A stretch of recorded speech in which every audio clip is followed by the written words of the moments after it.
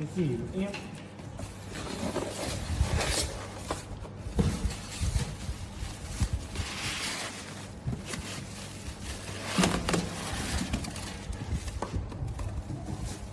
Giống mà chết rồi. Quay cái nồi đi, quay đi cùng.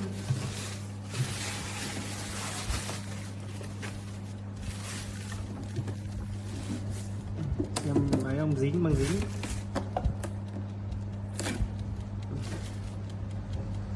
Đồng hồ đang chạy sợ chứ. Như vậy là nó tự xem méo móp.